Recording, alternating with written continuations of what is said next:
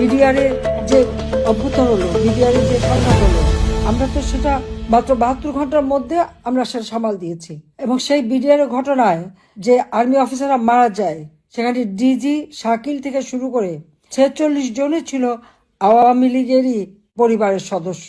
আবার জাহাঙ্গীর কবির নানকের আপন ফুফাতো ভাই থেকে শুরু করে আমাদের অনেক, মালিক উকিল সাহেব, তার নাতি জামাই, প্রত্যেকটা তুখর অফিসার তাদেরকে ওখানে রেখেছিল।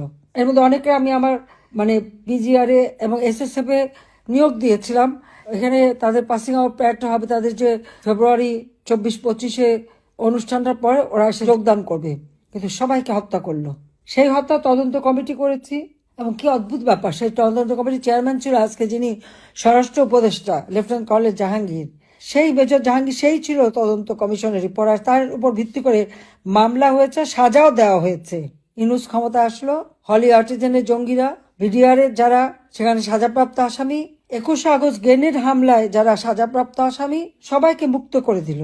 আর জেলখানা ভরলো কাদের দিয়ে? আওয়ামী লীগের অগণিত নেতা কর্মীদের দিয়ে। আর বিডিআরের ঘটনায় এখন আবার আপনারা দেখেন নতুন করে তারা তদন্ত করলো কাকে দিয়ে? সে ফজলুর রহমান। সে যখন বিডিআরে ডিজি ছিল তখন বর্ডারে একটা ঘটনা ঘটেছিল। এই ঘটনার পর ভারতের অনেককে তাদের বর্ডার গার্ড মারা যায়, বিএসএফ লোক মারা যায়, এবং ভারত তখন খুব ক্ষেপে যায়। তখন তো ওই ফজলুর রহমানের হাঁটু কাঁপা শুরু হয়ে যায়।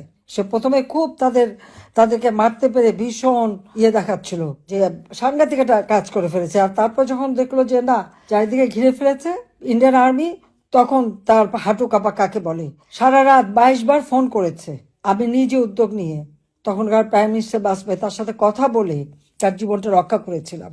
আর আজকে সে আবার সেই বিডিআরের ঘটনায় উনি তদন্ত কমিশনের চেয়ারম্যান হয়েছেন। যে ওইভাবে একটা দেশকে একটা বিপদে ফেলতে পারে, তাকে দিয়ে তদন্ত কমিটি করে এখন সেখানে নাকি আমরাই নাকি হত্যা করেছি, আমি নাকি হুকুম দিয়েছি। আমি কেন হুকুম দিতে যাব? আমি কেবল সরকার গঠন করেছি, 2 মাসও হয়নি। আর এই বিডিআর, এটা তো আমাদের হাতেই গড়া একটা মিথ্যা তদন্ত কমিটি করে একটা মিথ্যা অপবাদ দিয়ে এবং নতুন করে তারা মামলা সাজাচ্ছে। হ্যাঁ, 450 মামলা তো আমার বিরুদ্ধে আছেই, হত্যা মামলা। আর কিন্তু প্রকৃত যারা দায়ী তো আমি তো বলবো ওই জাহাঙ্গীর তাহলে নিজেই দায়ী ছিল, এই জন্য উপযাচক হয়ে তখন তদন্ত কমিশনের চেয়ারম্যান হয়েছে, এখন আবার সব উল্টাই দিচ্ছে। আমার প্রশ্ন যে ওই দিন খালেদা জিয়া ভোরবেলা 6টার সময় বাসা থেকে বের হয়ে চলে গিয়েছিল, কেন গিয়েছিল? কারণ তারেক জিয়া ফোন করেছিল। তারেক জিয়া 45টা টেলিফোন করে ঢাকা শহরে সেই দিন রাত্রে।